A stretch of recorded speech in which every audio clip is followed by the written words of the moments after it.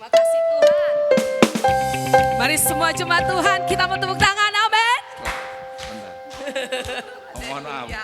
Kita mau sama-sama puji Tuhan. Kita mau bersorak-sorai memuji Tuhan. Kita mau beriang-riang di hadapan Tuhan.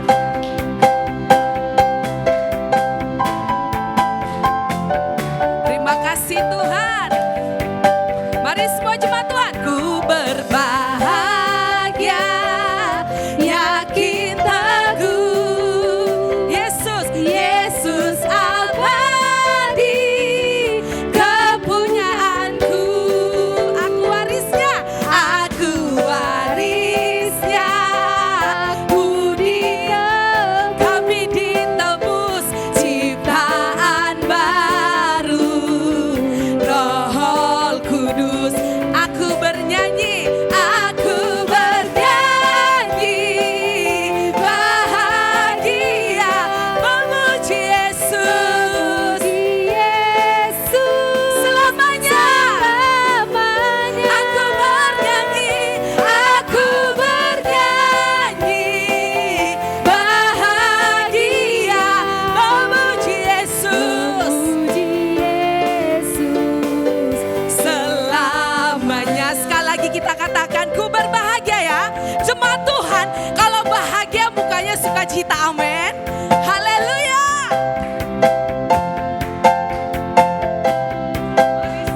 Tuhan, ku berbahagia, yakin teguh. Yesus abadi, kepunyaanku. Aku warisnya, ku ditebus ciptaan baru. Roh Kudus, kami bernyanyi, aku bernyanyi, bahagia.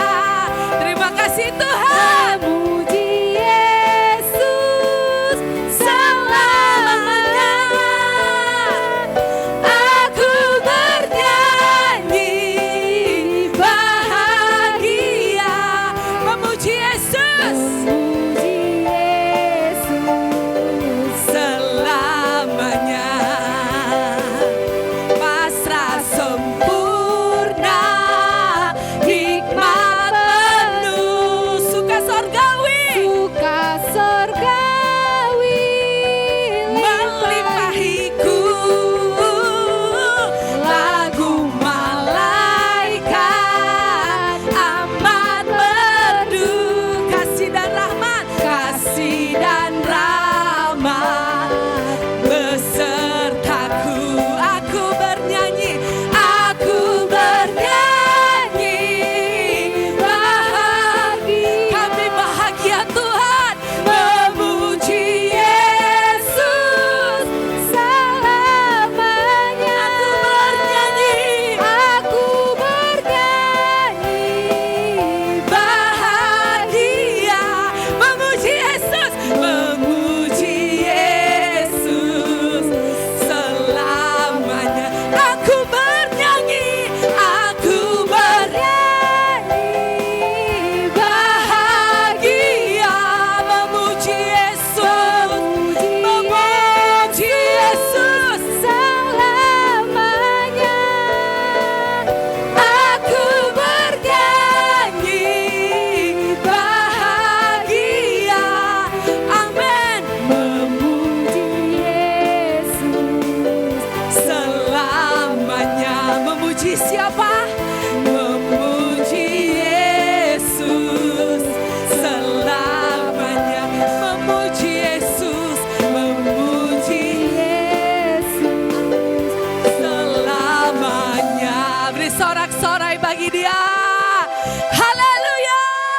Amin. Yuk, kita percaya Yesus penebus kita, amin. Dia penyelamat kita, amin. Haleluya.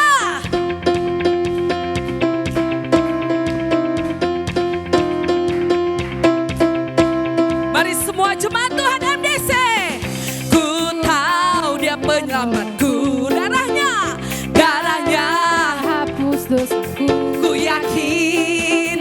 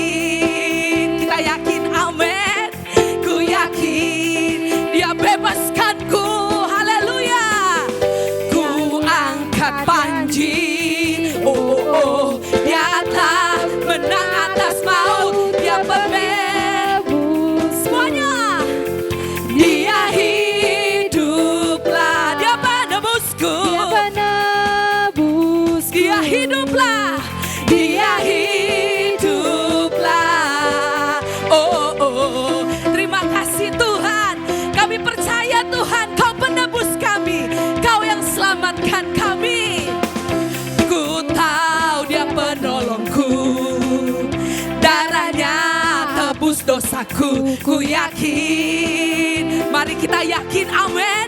Ku yakin, kami yakin Tuhan, Dia angkat deritaku, sembuhkan sakitku. Ku yakin, yakin ya jemaat Tuhan.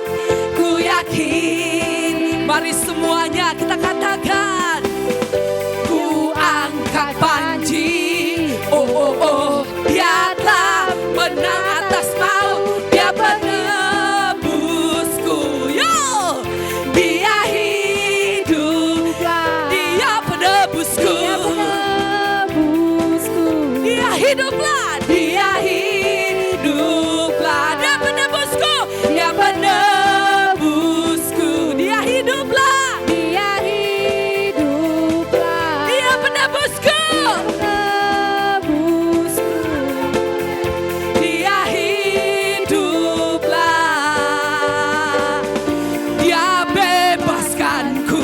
Ku kan bangkit, ku kan bangkit, ku kan menari, ku kan menari menyambut kerajaanmu datang. Mari semuanya, yuk kita tepuk tangan. Dia penebusku, Dia hiduplah, Dia penebusku. Percaya, amin. Dia hidup, Dia penebusku, Dia penebus. Aku percaya Tuhan, Dia hiduplah, Dia penebusku, penebusku, Dia hiduplah. Dia hiduplah. Sekali lagi yuk, Dia penebusku, Dia hiduplah, Dia hiduplah, Dia penebusku, penebusku. Dia hiduplah. Mari beri sorak-sorai bagi Dia. Silakan. Kami datang padamu Tuhan, kami percaya padamu, kami tak perlu takut,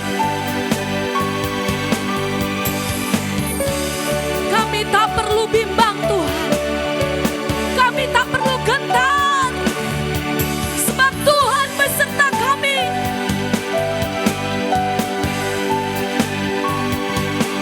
Ku hidup karena percaya, amin. Kau yang berjanji setia, pengharapanku selalu ada di dalam-Mu. Kami tidak akan menyerah Tuhan, ku tidak akan menyerah meski dalam kesesakan. Seluruh hidupku dalam rencana-Mu. Jemaat Tuhan, dengan iman kita katakan, aku punya Tuhan yang besar, yang telah berjanji dan sanggup menggenapi. Imanku bersepakat, percaya kuasanya. Ku terima sekarang kemenangan darimu, kemenangan darimu Tuhan. Mari semua jemaat Tuhan, saya undang bangkit berdiri. Kita mau sama-sama katakan dengan iman kita. Ku hidup karena percaya. Kau berjanji, Kau yang berjanji setia, amin. Pengharapanku selalu ada di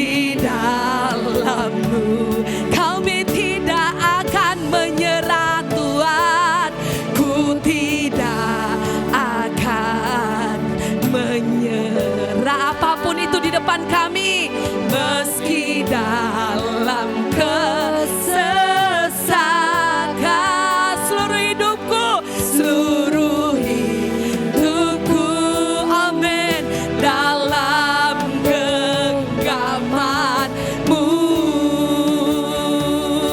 Dengan iman percaya kami, Tuhan, kami katakan, aku punya Tuhan yang besar, yang telah berjanji dan sanggup menggenapi. Imanku bersepakat, percaya kuasa-Nya.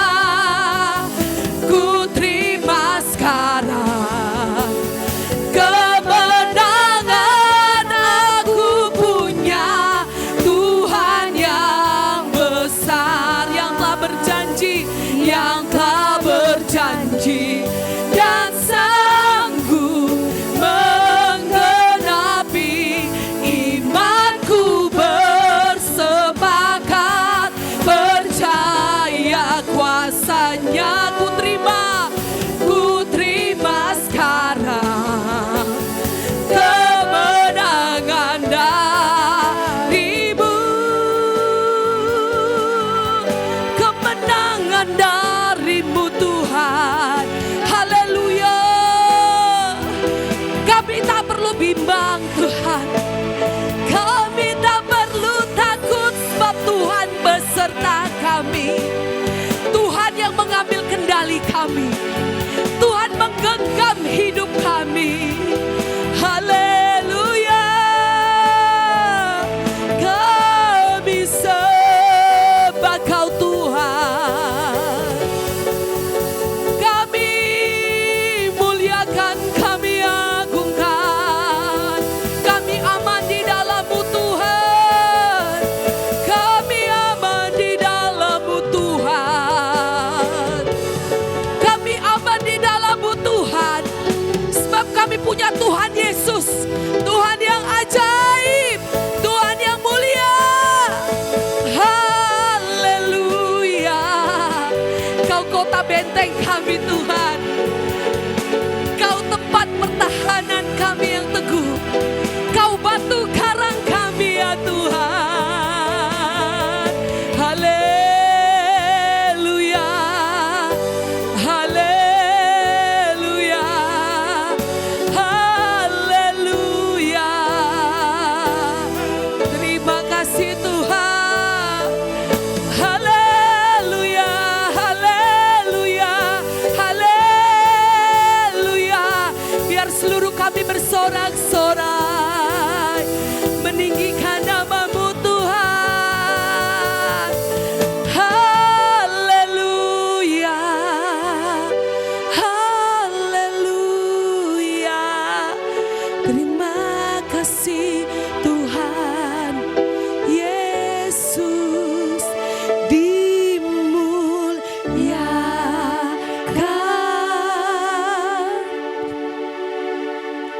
ditinggikan. Hanya Yesus Tuhan, Yesus Tuhan. Kau Rajaku, Kau Rajaku, yang bertata, yang bertata, yang berkuasa, yang berkuasa. Haleluya. Yesus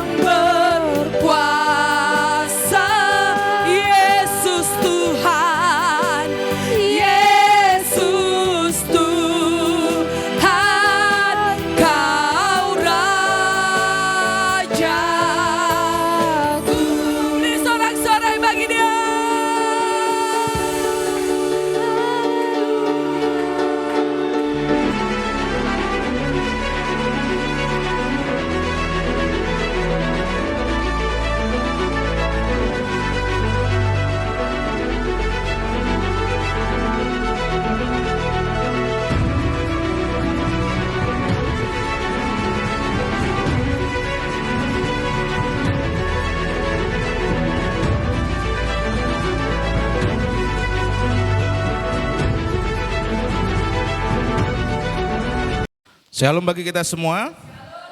Apa kabarnya?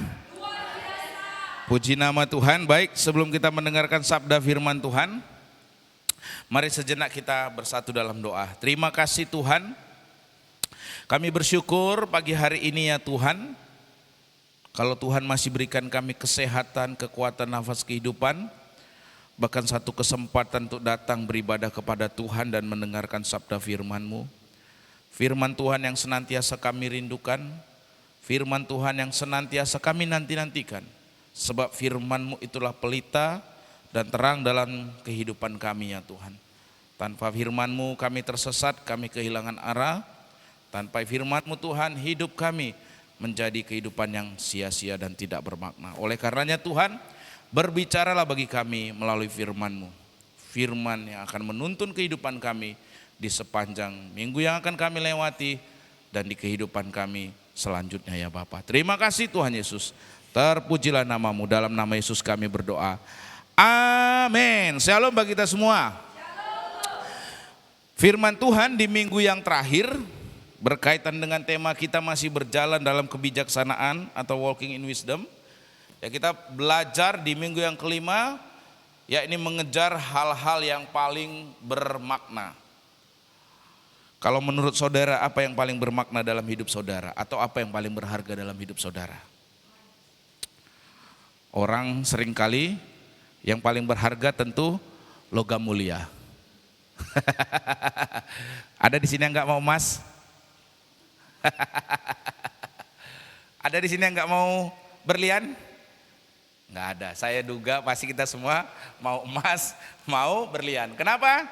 Karena itu barang-barang yang berharga, barang-barang yang bernilai. Tetapi lebih daripada emas, lebih daripada berlian, ada sesuatu yang jauh lebih berharga, Bapak Ibu. Katakan kanan kiri saudara, ada yang jauh lebih berharga dari emas, ada yang jauh lebih berharga daripada berlian, ya, perak dan permata, ya. Ada hal yang jauh lebih berharga daripada itu semua. Tentang hal ini kita mau belajar dalam Amsal pasalnya yang ke-8, ayat yang ke-10 sampai dengan ayatnya yang ke-13. Apa itu hal-hal yang paling berharga? Ya, yang melebihi emas, melebihi perak, melebihi permata, melebihi daripada semua kekayaan yang ada di dunia ini. Nah Bapak Ibu Saudara-saudari, dalam Amsal pasal 8 ayat 10 sampai 13 dikatakan firman Tuhan begini. Terimalah didikanku lebih daripada perak dan pengetahuan lebih daripada emas pilihan. Karena hikmat, saya ulangi, karena hikmat itu lebih berharga daripada permata. Apapun yang orang inginkan tidak dapat menyamainya. Itu tadi sebabnya saya katakan di awal. Ada yang jauh lebih berharga daripada emas, ada yang jauh lebih bernilai daripada berlian, emas, permata. Dan yang ke-12, aku hikmat, tinggal bersama kecerdasan dan aku mendapat pengetahuan dan kebijaksanaan. Takut akan Tuhan ialah membenci kejahatan, aku membenci kesombongan, kecongkakan, tingkah laku yang jahat dan mulut penuh tipu muslihat. Nah di ayat-ayat yang baru saja kita baca ini Bapak Ibu, ada sesuatu yang lebih berharga, lebih bernilai, lebih bermakna daripada emas. Padahal emas itu disebut logam yang mulia. Ya, betul saudara? Tapi ada yang lebih mulia, ada yang lebih berharga, dan itu nilainya dikatakan apapun tidak dapat menyamainya. Berarti saudara, jauh lebih daripada emas, perak dan permata, berlian, logam mulia dan lainnya, yang lebih penting dalam kehidupan kita itu adalah hikmat. Katakan kanan kiri saudara, perlu hikmat. Jauh lebih berharga. Ya, jauh lebih berharga Bapak Ibu Saudara-saudari. Itu yang disampaikan dalam Amsal pasal yang ke-10 ayatnya yang ke-13. Kalau orang menginginkan hal-hal yang bermakna, kalau orang ingin sesuatu yang lebih berharga, maka yang namanya hikmat itu tidak boleh diabaikan.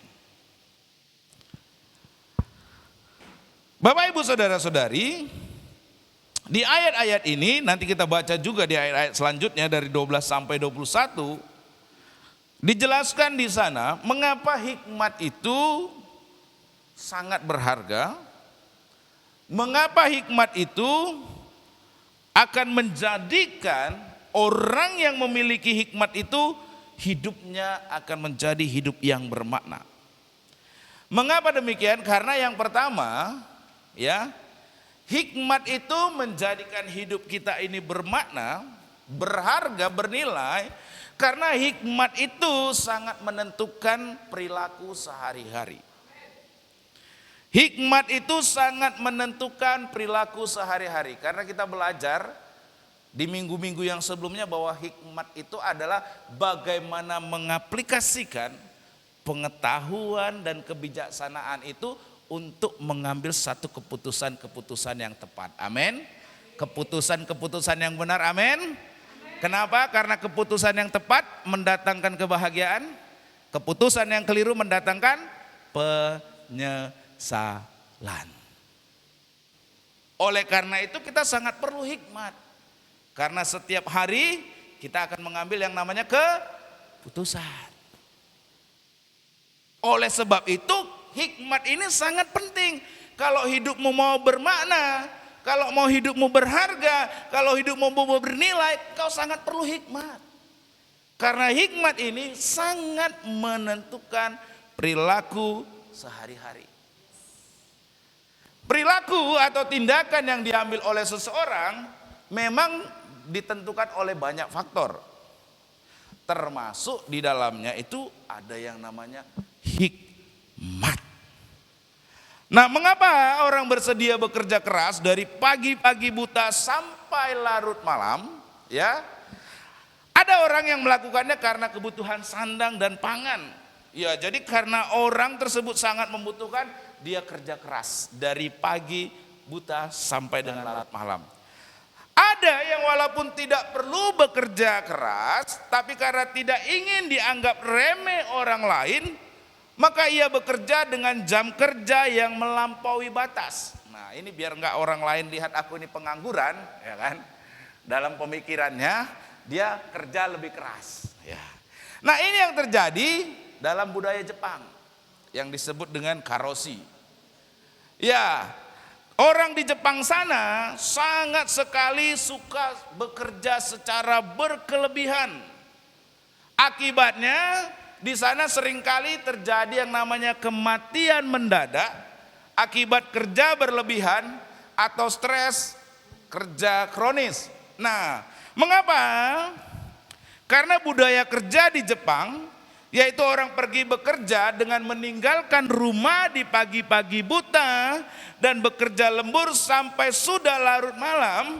Bekerja bagi orang Jepang bukan lagi karena kebutuhan jasmania atau finansial semata, tapi juga kebutuhan psikologis. Yaitu apa? Supaya ingin diterima oleh lingkungan kerja atau dinilai sebagai pekerja. Jadi bukan karena butuh uang saja, tapi karena apa? Lingkungan.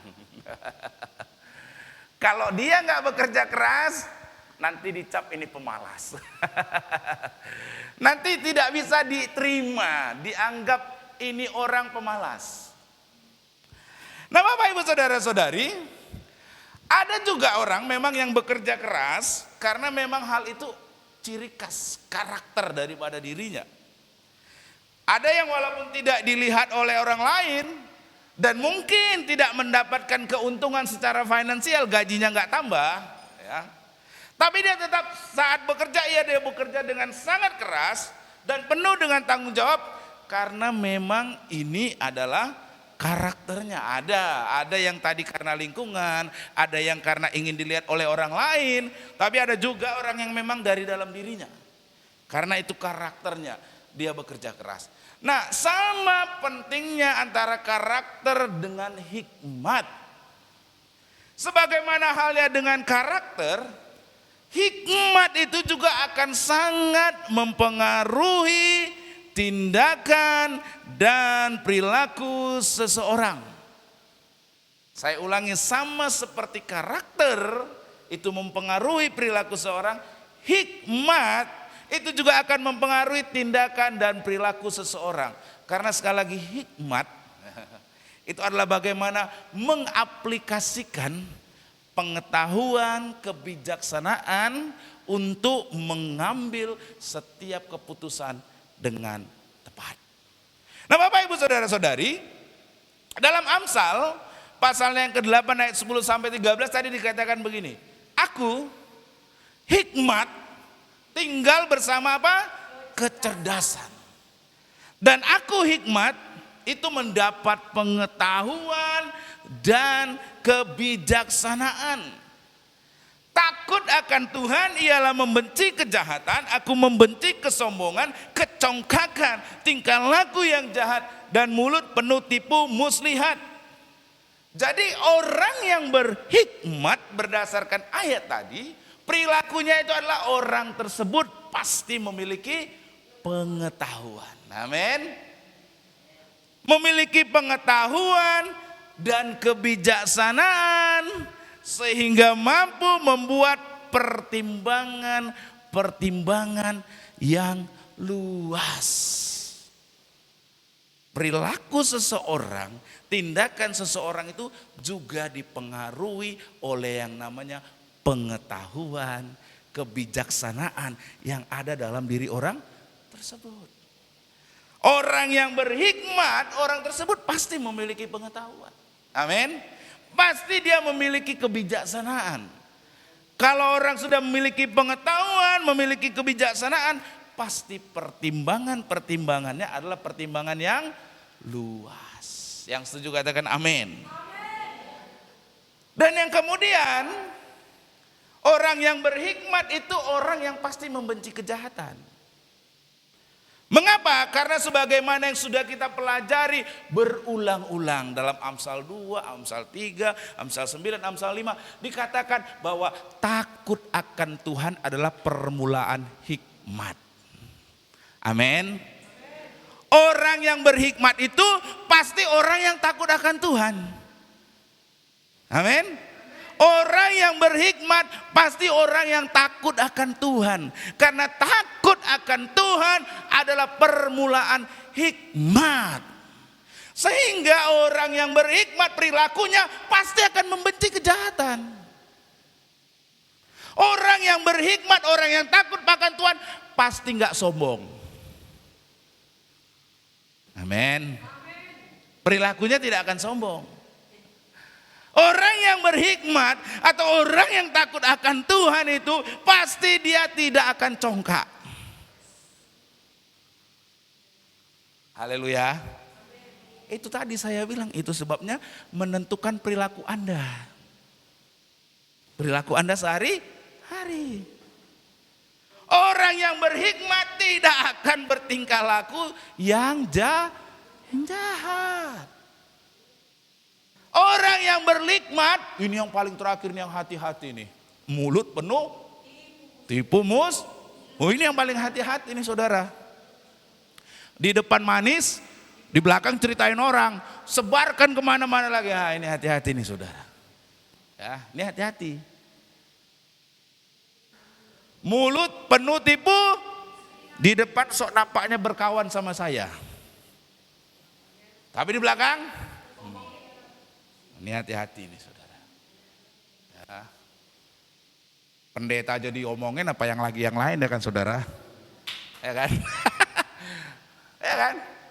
Ini hati-hati nih. Kalau orang yang berhikmat gak akan dia yang lakukan gini. Amin.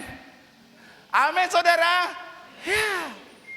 Karena permulaan hikmat adalah takut akan Tuhan. Orang yang takut akan Tuhan membenci kejahatan, membenci kesombongan, membenci kecongkakan, tingkah laku yang jahat, dan mulut penuh tipu muslihat. Oleh sebabnya kenapa tadi hikmat itu mempengaruhi perilaku orang. Sangat menentukan.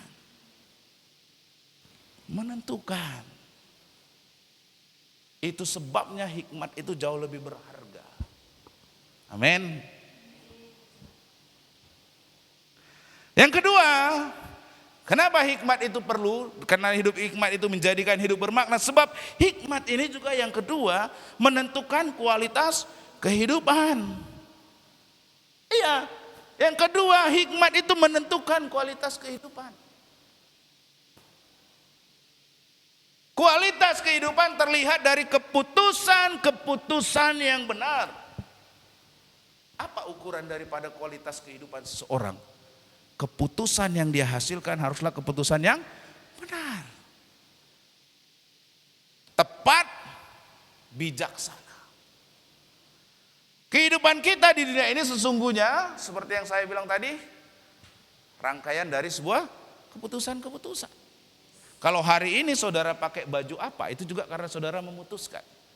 Kalau hari ini saudara datang ke gereja ini, itu juga karena saudara memutuskan.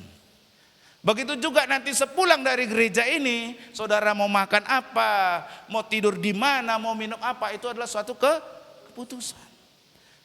Berapa kali diulang, disampaikan dalam firman Tuhan, setiap hari kita mengambil 35.000 keputusan. Baik keputusan yang penting, remeh-temeh, dan yang lainnya. Kalau keputusan yang diambil, keputusan yang benar, tepat dan bijaksana, maka kehidupan kita akan menjadi kehidupan yang bermutu. Kalau keputusannya tepat, kalau keputusannya benar.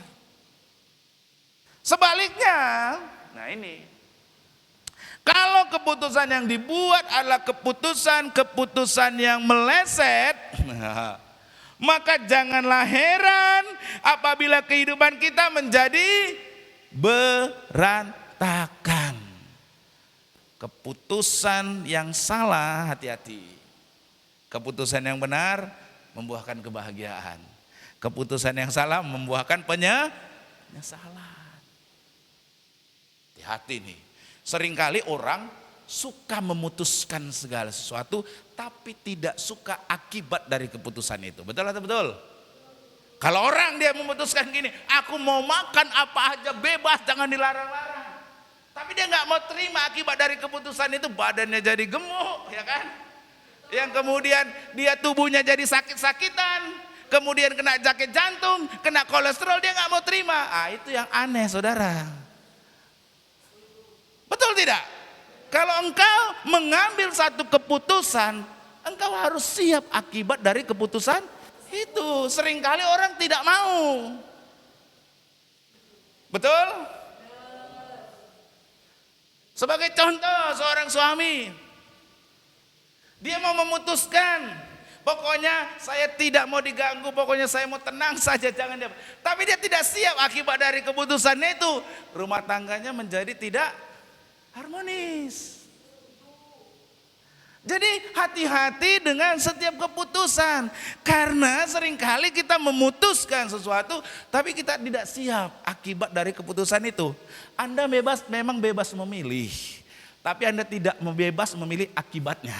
Kan nggak bisa dong, saya mau bebas memilih, mau makan apa saja, tapi saya bebas juga memilih tubuh saya maunya sehat terus. Nggak bisa, saudara, nggak bisa. Nggak bisa.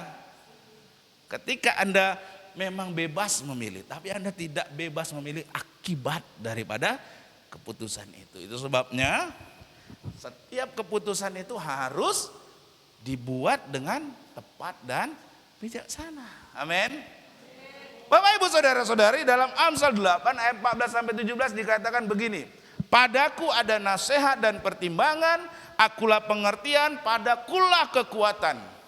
Karena aku dalam hal ini hikmat, para raja memerintah dan para pembesar menetapkan keadilan. Karena aku para pembesar berkuasa juga para bangsawan semua hakim yang adil. Aku mengasihi orang yang mengasihi aku dan orang yang tekun mencari aku akan mendapatkan aku. Inilah gambaran daripada hikmat itu, saudara. Dalam hikmat itu, saudara, akan membawa kualitas kehidupan. Sebab hikmat itu memberi kekuatan, yang memberi nasihat dan pertimbangan. Itu sebabnya penting sekali hikmat ini saudara. Karena hikmatlah yang memberi kekuatan, yang memberi nasihat dan pertimbangan. Karena hikmat juga dalam ayat-ayat yang baru saja kita baca tadi di ayat 15, itu yang memberi kuasa bagi para pemimpin untuk memerintah. Itu sebabnya pemerintah atau orang-orang yang di atas, orang-orang yang tinggi, itu karena dia memiliki pertimbangan-pertimbangan, hikmat-hikmat yang baik. Amin. Tapi sayangnya hari-hari ini kita tidak melihat itu dalam kualitas para pemimpin kita, betul? Seperti yang saudara lihat hari-hari ini, ya kan? DPR-nya tidak berhikmat. Apa akibatnya tidak berhikmat ya? Kerusuhan terjadi, kekacauan terjadi. Kalau dia memerintah dengan hikmat, itu akan memberikan dia kekuatan, sehingga dia memiliki pertimbangan.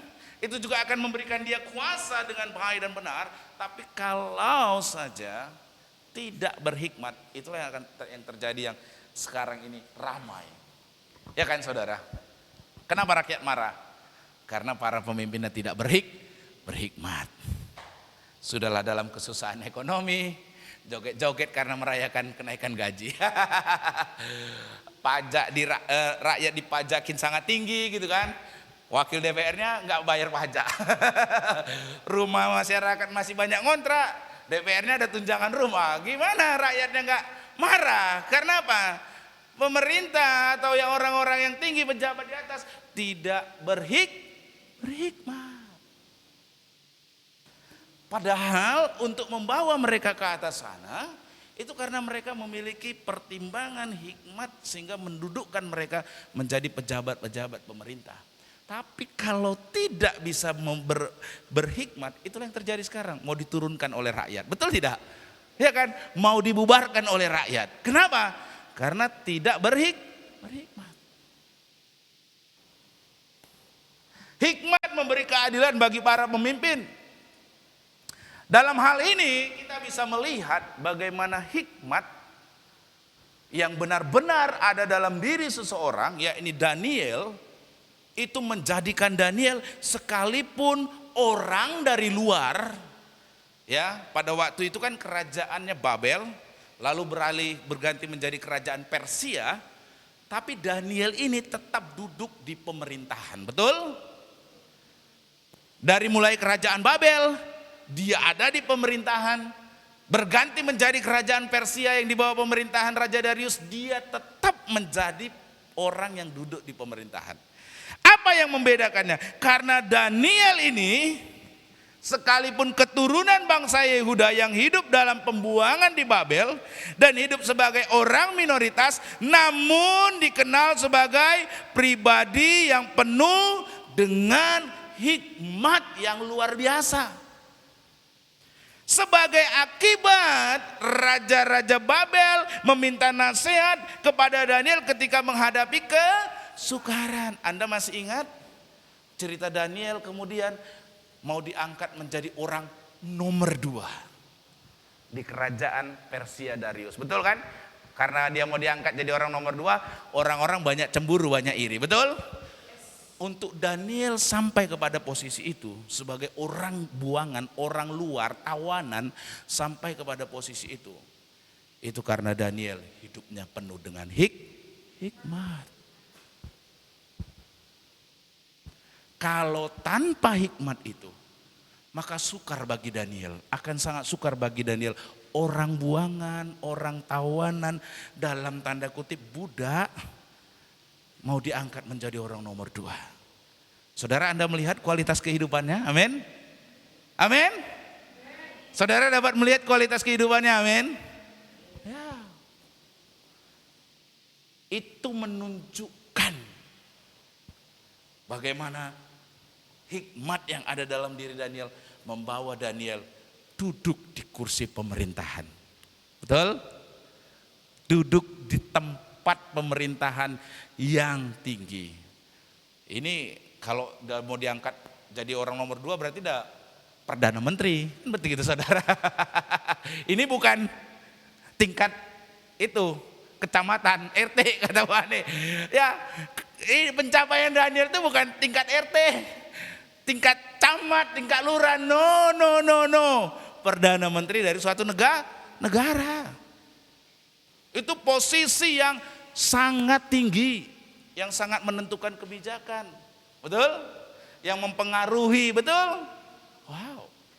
Itu kualitas kehidupan Daniel. Dan Daniel sampai di sana. Itu karena hikmat yang ada pada diri Daniel. Seringkali kan kalau Daniel berganti pemerintahan naik terus posisinya. Tapi seringkali orang dalam dunia ini berganti pemerintahan makin hancur. Betul tidak? Makin hancur, amblos. Kenapa? Karena tidak ada hikmat, betul? Sehingga pertimbangan, perlakuan, tindakannya nggak bisa membawa atau mempertahankan dia untuk naik lebih tinggi. Tapi Daniel, Anda baca dalam Alkitab, berganti raja, Daniel tetap ada di pemerintahan, bahkan naik lebih tinggi. Karena ada hikmat. Haleluya Bapak Ibu Saudara-saudari. Yang ketiga, ya, menentukan perilaku kehidupan sehari-hari, menentukan kualitas kehidupan seseorang, amin. Ya, yang ketiga, hikmat menjadikan hidup ini bermakna sebab hikmat mendatangkan warisan yang mulia. Bapak Ibu Saudara-saudari, berbicara warisan yang mulia, apa menurut saudara? Emas, rumah, apa? Tanah. Menurut saudara apa? Warisan yang mulia menurut saudara? Haleluya, apa saudara?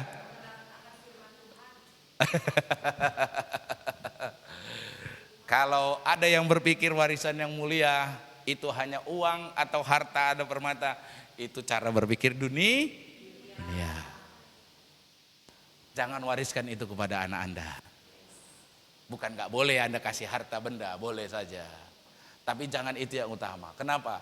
Gara-gara harta benda, anak, saudara-saudara bacok-bacok. Betul kan? Realita atau enggak? Realita.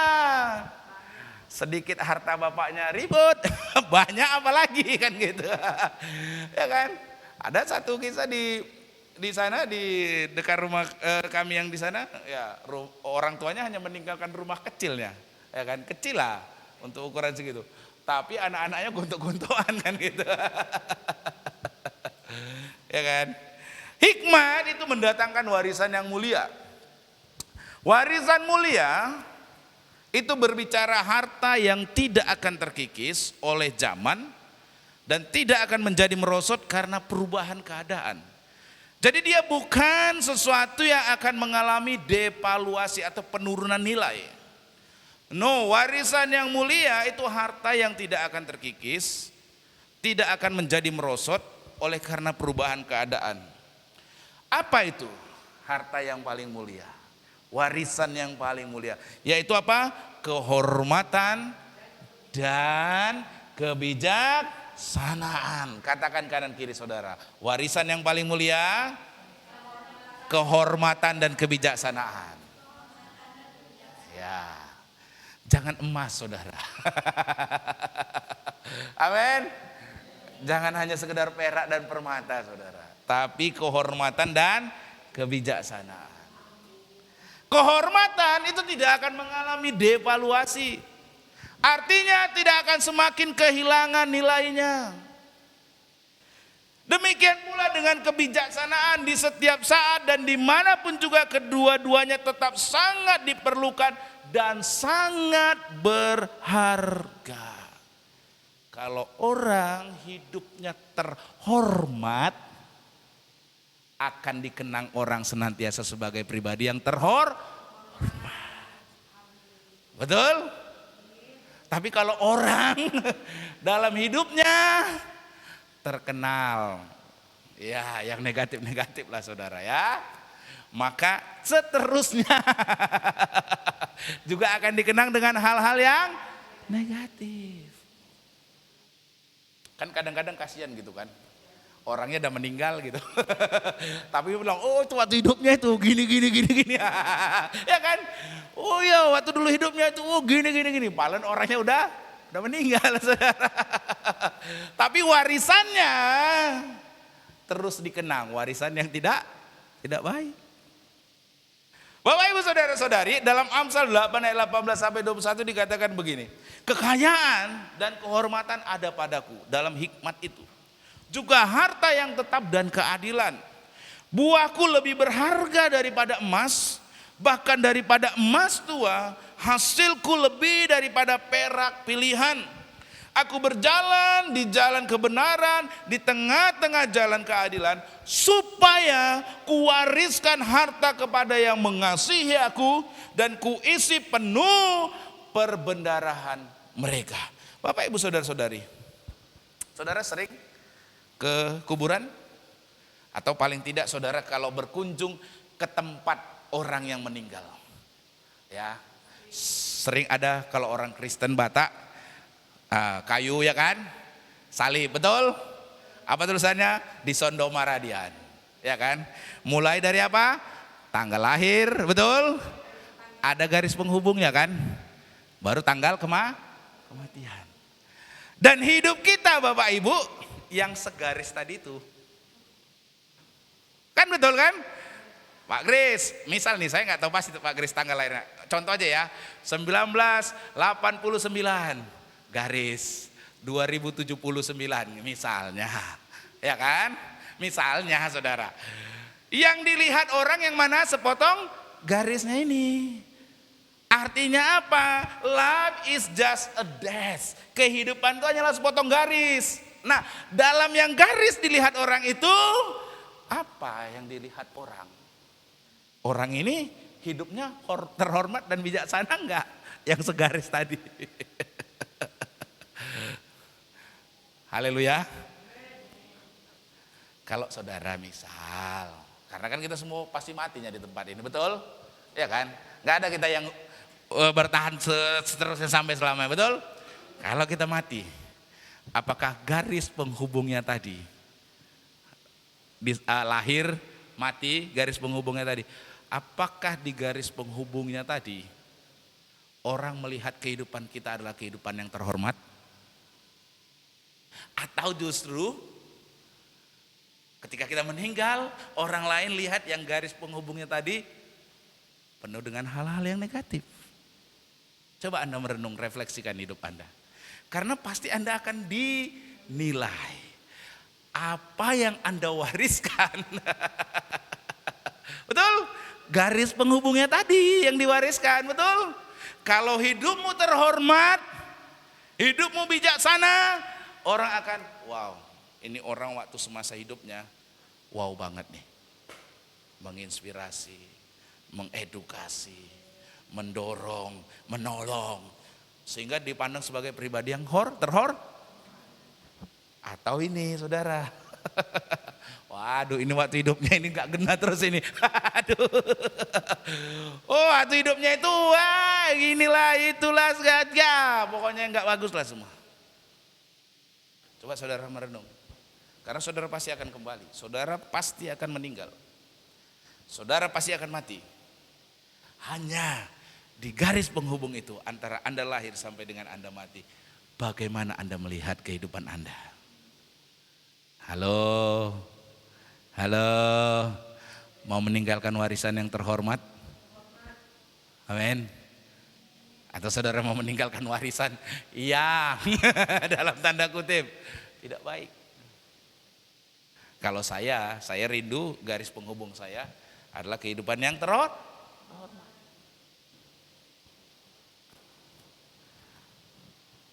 Hidup ini singkat, betul? Tak terasa sekarang saja perjalanan hidup, saya masih lebih muda ya daripada yang lain ya. Saya nanti kalau ulang tahun Desember ini gak terasa saya. Berapa Bu saya? 39, saya pun sampai udah gak menghitung umur saya. Ya, Desember ini sudah 39 saudara.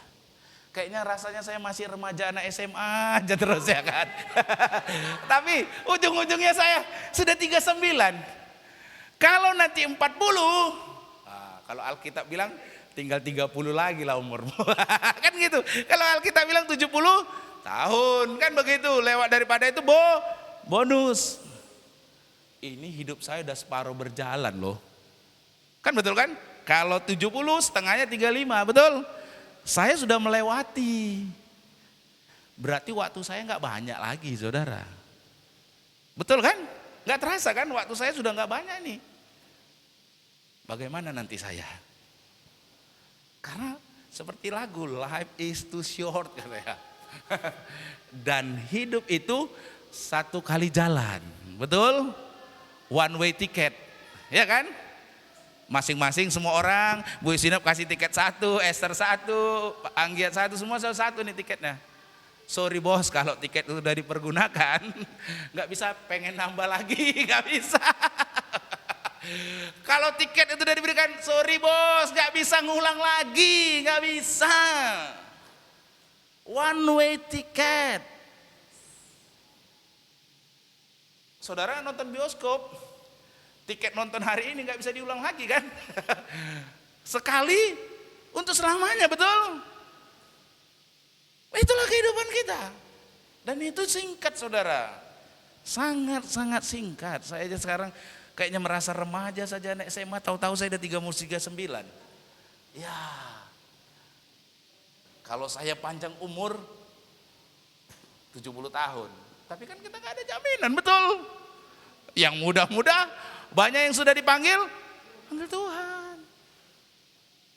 Nampaknya sehat, nampaknya kuat. Tiba-tiba penyakit yang fatal warisan apa yang mau kita tinggalkan? Amin.